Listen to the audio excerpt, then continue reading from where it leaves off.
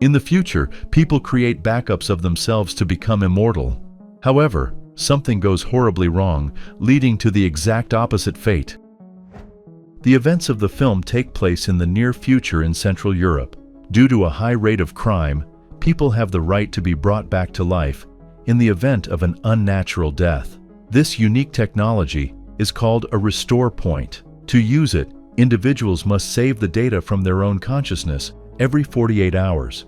Detective Emma Trokhanovska arrives at the scene of another crime and scans the area. The woman hears gunshots and rushes off to catch the perpetrators. Unfortunately, she is too late. Emma notices a strange man trying to leave the building. He shouts that backups are unreliable and that he's not afraid to die, after which he goes up to the roof and jumps off. At home, Emma plays the piano. Her husband Peter enters the room and turns on a recording of his concert, since his beloved plays very poorly while he is a famous composer. The woman creates a new restore point and learns that she's been summoned to the police station. She gets into her sleek official car and heads to work. On the way, Emma listens to a news report about yesterday's crime. The authorities are convinced that a group called River of Life, which opposes the use of restore points, is involved. At work, the woman gets a reprimand for failing to catch the dangerous criminal. Her boss suspects that Emma is still mourning the tragic death of her husband. It turns out that Peter died 2 years ago, and what we saw was merely his hologram. Emma tells her boss that the victims were held hostage for 2 days so that their backups would expire, and only then were they sent to the afterlife. The woman heads to another crime scene. The criminal's new victims are a married couple, David and Christina Kurstat. David was a leading scientist at the Institute of Restoration. Emma finds a strange necklace at the crime scene. Surprisingly, neither David nor Christina had restore points, which means it's impossible to bring them back to life. Soon, the management of the restoration company decides to proceed with privatization. People will receive personal consoles, allowing them to save their data in real time. Each individual will be able to choose the price and level of service themselves. Detective Trokhanovska meets with the head of the company, Rohan. The man is clearly annoyed by the inquisitive police officer, so he asks his assistant, Petra Legurova, to answer all of the detective's questions and walks away. Emma witnesses the process of restoration of a boy who was in a traffic accident. It's nothing short of a miracle. Petra is convinced that David updated his backup yesterday. However, the system was hacked and all his data was deleted. As for Christina, she hadn't made any backups at all for the past 4 months. Moreover, she had a phone conversation with a certain Victor Toffer the day before she died. He's a hacker linked to the group called River of Life. In photos of Victor, Emma spots the same necklace as the one she found at the crime scene. The protagonist immediately requests a warrant for his arrest. Emma heads down to the parking garage and unexpectedly comes face to face with David Kurstat, alive. He asks the detective for a private conversation away from the cameras. In addition, he wants to retrieve something from his house and needs her help. Emma takes David with her. Along the way, she finds out that the man was restored from old backups, stored on an unofficial server. This process carries numerous side effects, and there's no guarantee he'll survive for long. Emma arrives at Victor's house, locks David in her car, and sneaks into the hacker's home herself. As she creeps up the stairs, David manages to unlock the door and get out of the car. The detective finds Victor and informs him that he's under arrest. The man hands her a flash drive. At that moment, David appears in the room. Victor insists that it was David who killed his wife, and that he, Victor, was actually trying to save her. A fight breaks out between the two men. Victor manages to escape. Emma rushes after him in pursuit, but can't catch up. She draws her gun but fires a shot into the air, and a few seconds later, she falls off a small ledge. The woman nearly drowns after getting caught in dry tree branches, but David rescues her. He suggests Emma meet him under a bridge in half an hour and promises to explain everything. The FF and Europol, led by Agent Mansfeld, arrive at Victor's house. The man offers the protagonist a chance to cooperate, though she's clearly not happy about it. Soon, Emma meets David in a deserted spot under the bridge. The man explains that Victor's flash drive is one of 3 keys granting full access to the system. With it, someone could hack into the database. The only people who knew about the existence of these keys were David, Rohan, and Christina. David begs Emma to take him home. She agrees. Using his home computer, the scientist discovers that a virus randomly deleting backup copies has infiltrated the Institute's database. Behind one of the paintings in the house, the characters find a hidden compartment, but they don't have time to open it because FEF agents show up outside, forcing the protagonist to leave the place before they're discovered.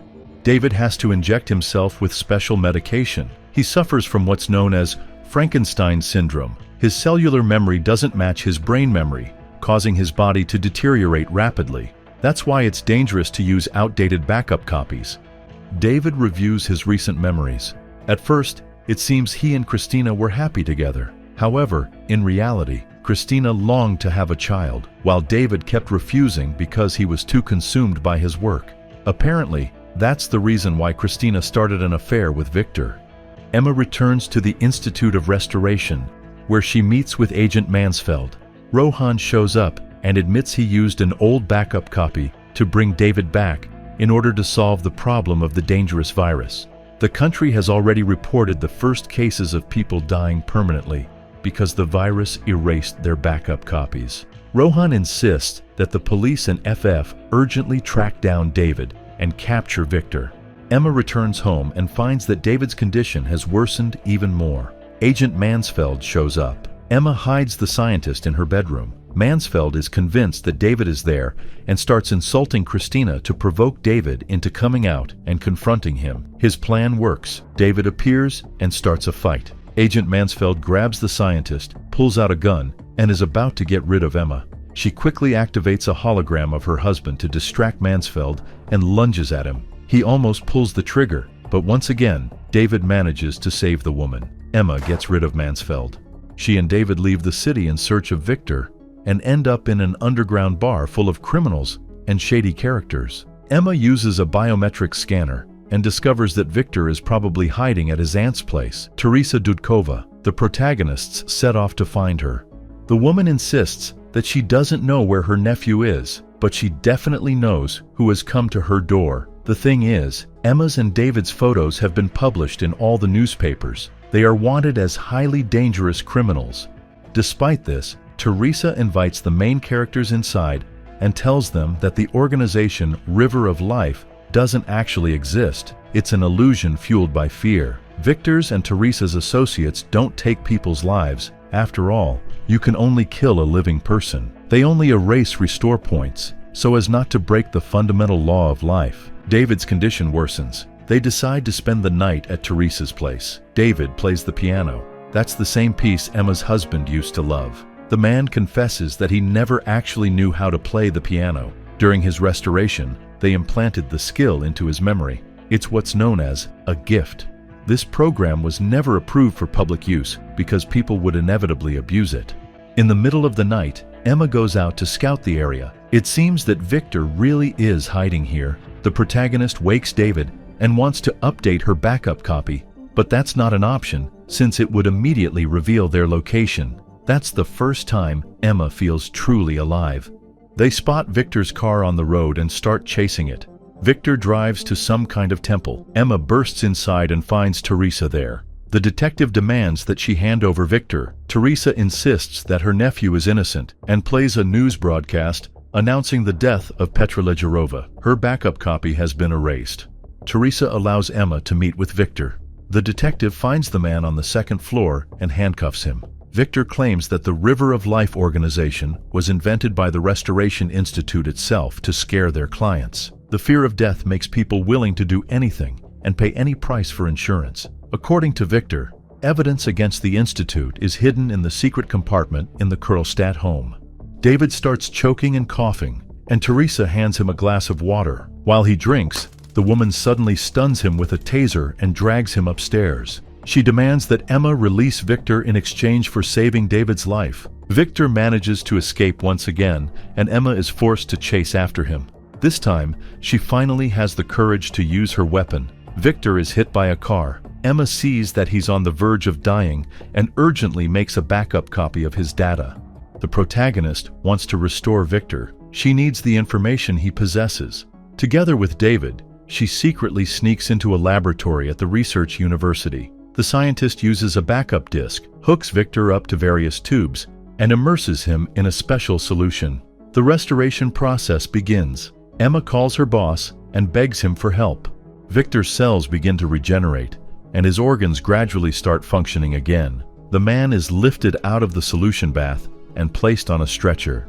Victor starts coughing up fluid, while David and Emma quickly make new backups of their own data. All this information is transmitted to Rohan, so he immediately heads to the university. Victor regains consciousness and confesses that, while planting the virus, he extracted encrypted records of payments made for every terrorist attack carried out by the River of Life. They were funded by the Institute itself. Victor gave all this data to Christina. David found out about it, hid the data in his safe, and decided to get rid of his wife. He kept an old backup copy of Christina so he could restore her to the state before she ever met Victor. However, Victor erased everything and took the disk containing Christina's last restore point. At that moment, Agent Mansfeld shows up, pointing his gun at the protagonist. He finishes off Victor, seizes Emma's backup copy, and shoots David. Seizing the opportunity, Emma secretly initiates the process of creating another backup of herself. Mansfeld doesn't notice that and fires a third shot at the detective. The FEF arrives at the university, while Rohan breaks into David's house and opens his safe. Suddenly, Emma's boss appears behind the criminal's back and immediately places him under arrest. Since Emma managed to create another restore point, she is brought back to life without much difficulty.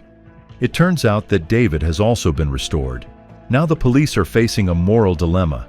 This man killed his wife, and yet technically, he hasn't done it yet.